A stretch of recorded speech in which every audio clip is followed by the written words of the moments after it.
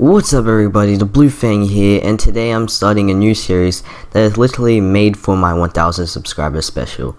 This new what if will be on what I think would happen if I was in a Naruto series and how it would affect the story. I'm really hoping I could make more parts to this, so if I can, I just need you guys to make the likes go up to like around 100 for another part to this what if. I'll get into the background information too, because there's going to be a lot and I'll be explaining so much in this video. So subscribe if you're new, hit that like button and turn on bell notifications. So with no further ado, let's get into the video.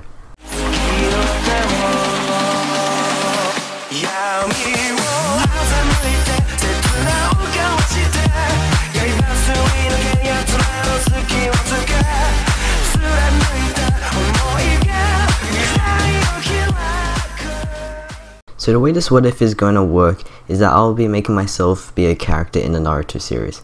So I could have my own backstories, abilities, clans, and more. But for this what if, I'm not going to try to make myself too OP in power. I'll try to focus more on the plot. I won't really have my own name in the series too. You'll see why in the story though. So enough talking, let's just get into the what if.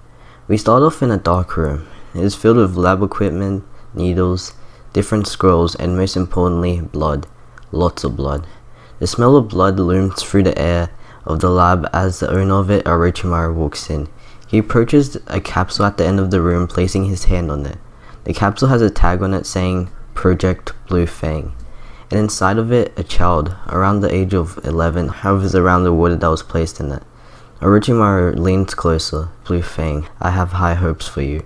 I made you as my secret weapon so that my next attack on the Leaf Village will secure my victory. I've taught you a lot about the shinobi world and combat.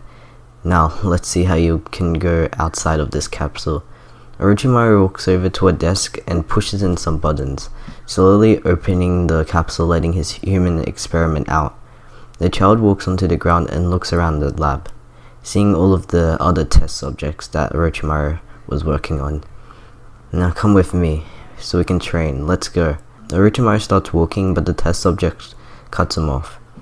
What about the others? Aren't they coming? BlueFang says as he was pointing at the other test subjects. Orochimaru grins. We don't need them. With you, I'm already confident that my plans will be successful. Project BlueFang forms a serious expression and disappears from Orochimaru's sight, then reappears behind him. You know, ever since you captured me when I was younger, I never believed any of the evil things you said. You told me stuff about being a shinobi. Well, the shinobi you talked about were ruthless, and I'm about to show you how ruthless I can be. Orochimaru looks at his test subject in shock, since he's being betrayed so quickly and easily, just like that. He then gives a little smirk. Even if you're gonna betray me, I can still defeat you. He takes stance ready to battle the traitor. Project BlueFang is also ready to fight, but as he shows what he's made of, the special power that Orochimaru wanted inside of him emerges suddenly. BlueFang's chakra supercharges at an extreme rate, while lightning comes out of his hands too, revealing that his nature type is lightning, and also revealing that he's extremely powerful. Confused on what's happening, the test subject decides to let it all out, turning on his special Kekkei, but as he does that, he disappears fully from Orochimaru's lab, and now he's in the middle of nowhere. Really confused on what's happening, the test subject calms his chakra, realizing he doesn't know how to control his Kekkei.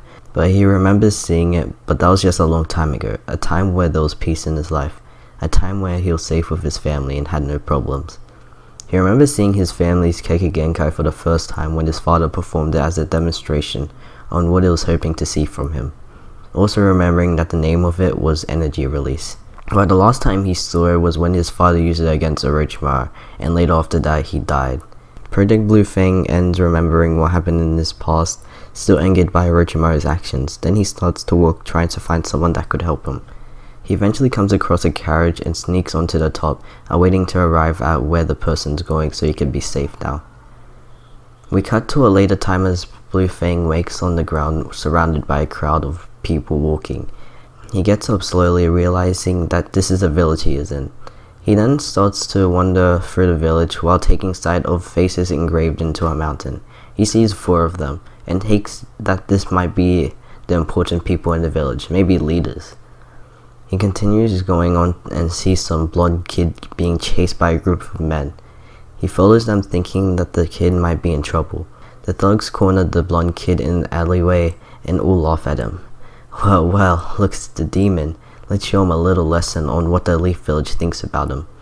BlueFang hears the word Leaf Village and realizes that this is the same village Orochimaru was targeting, and the group of men that were chasing the small blonde kid give an Orochimaru feeling to them, and goes down to help the boy. Hey, leave him alone, you monsters, you make me sick. One of the thugs lets out a chuckle. Who are you to help this kid? Leave us and we won't hurt you, little boy. BlueFang figures that there's nothing else to say and makes his move, running at the group at full force, sending a barrage of attacks their way. The group has no chance against a guy who has been taught by Orochimaru, and they all fall to the ground defeated. The blonde kid walks towards BlueFang, amazed by his skill. Wow, where did you learn that? Not at the academy for sure, since I haven't seen you there, but you should come. With those skills, you could be a great shinobi, but probably not greater than me, cause I'm gonna become the Hokage. I'm Naruto, by the way. What's your name? BlueFang looks down. Well, you see, my name is Project BlueFang. Naruto forms a confused face, but BlueFang doesn't remember his real name that was given to him. It's been so long that anybody called him by his real name that he forgot it. Naruto then smiles. That's a strange name, but I'll just call you Fang for short. Fang slowly forms a smile as he feels happier for once. He feels at ease to talk to this Naruto kid. Thanks, Naruto. So what was that academy thing you were talking about? I want to know more. Naruto goes on to explain the information on the academy and tells them to sign up.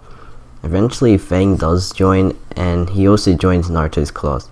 He always tries to keep how he learned his amazing skills a secret and never tells anybody about his past.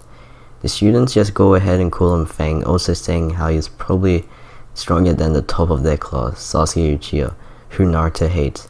Fang doesn't really understand Naruto's hate for Sasuke and usually thinks Sasuke just does his thing and chills. He also signed up the academy to become a shinobi just because he wants to find a way to unlock his Kekkei Genkai by learning new things, and also might get closer to Orochimaru so he can take his revenge. We cut to a year later after Fang arrived at the academy, and now he's a Genin. And yes, the same thing that happened with Naruto in the original with Mizuki doesn't change in this What If. So we have the team selections announced by Iruka. Also in this What If, I have to announce that Sakura does not exist in this timeline, so that means Naruto doesn't have a love interest and Sasuke doesn't have anybody that annoys him. Now, the teams are all the same except Team 7, which Fang is now a part of. Hiruzen made Fang go into Team 7 since he believes Kakashi could find out information on him, and to see if he could be a trusted Konoha shinobi, since a year ago, Fang was reported for just showing up in the village, and since Hiruzen is soft, he let him live in the village. So we go into the part where Kakashi asks the group about their hopes and dreams. Naruto and Sasuke's ones are the same as the original, while Fang says that he kind of is the same as Sasuke's goal on killing a certain someone, which he's referring to Orochimaru. Also, he says that he wants to train his skill at his most fullest and master his abilities. Kakashi nods his head, interested on Fang's goal, since he knows who Sasuke wants to kill, but he doesn't know who Fang wants to kill. Now the battle test goes almost the same way as the original, with everyone just doing their own thing and not teaming up to get the bells. When Naruto gets tied up, both Sasuke and Fang agree to give Naruto the food, and exactly that's the same way they pass. Now we cut to the Land of Waves arc, after basically Naruto wanted to do some challenging missions. Then Team 7 gets stuck with Tazuna, a bridge builder they have to escort. They walk along the path to the Land of Waves calmly, then Fang senses something along the sides of the path. He doesn't tell anybody yet, thinking that it might be an animal. But after some time he feels a presence again, and there are two of them now. Quickly, figures pop from the side of the path, and like in the original, the team get cut off by the Demon Brothers. Fang reacts to this, speeding for a quick attack, successfully sending a kick into one of the brothers' neck, breaking it and knocking them into the ground. Kakashi and Sasuke take care of the other one, leaving Naruto to guard Tazuna. The team wins against the Demon Brothers, and Kakashi congratulates Fang on his quick reaction. After that, Tazuna reveals that a warlord called Gato is trying to kill him since Tazuna is trying to build a bridge to save the land of waves. Kakashi tells them they can still keep on moving on and will still protect them. They eventually go closer to their objective, and then it happens. Zabuza Momochi shows up in their way, ready to kill them all. Kakashi explains that Zabuza is a rogue ninja and tells the team to get back while revealing the Sharingan. Fang turns to Kakashi. So he's evil, right? Very evil? Kakashi looks back at Fang. Yeah, I would say that. After that, Fang's eyes become menacing and his aura grows stronger. To him, Zabuza is just like Orochimaru and should be taken down for good. And once again, he lets out his energy release, unleashing a burst of chakra. Lightning forms around him on his shoes and as armor. Kakashi's eyes widen in amazement. I haven't seen anything like this. Zabuza just grins. Well, that's interesting. Nice power from your student there, Kakashi. Now let's see what he can do. Zabuza races towards Fang at full speed with his blade, and as he gets in range, he takes a full swing at Fang, but Fang isn't there anymore. He appears above Zabuza, sending a lightning-fueled kick at his way, sending a load of shocks into his body. Blood flies out of Zabuza's mouth, but he doesn't try to give up there. He grips the blade tightly and takes another swing. And again, Fang disappears, but this time he disappears with Zabuza's blade. Silence grows for a while, with Zabuza waiting for Fang's next attack. And then just like that, Fang appears again, stabbing Zabuza in the heart with his own blade. So I'll end it off there, guys. Hopefully you did enjoy, and if you did, better get those likes to 100. I really think this what if has some good potential, and I really like the idea of making myself have a story in one of my favorite animes. So like always, subscribe if you're new, hit that like button and turn on bell notifications. Again, thank you so much for 1000 subscribers. It's been the BlueFang. Peace. No, I gotta make it out the cold for the best show. Please don't try, never show my pack. Bitch, don't cry, just move that tag. That's trash, thought I never really say this. On my ex-bitch playlist, bitches say 613, that's the greatest. But I never see no niggas ever famous. Facts boy, leg boy, trash boy 10 fake babe, pretty face ass boy. No, I tell these niggas that I never do shit, but my thoughts never sit, so I'm never not sleep.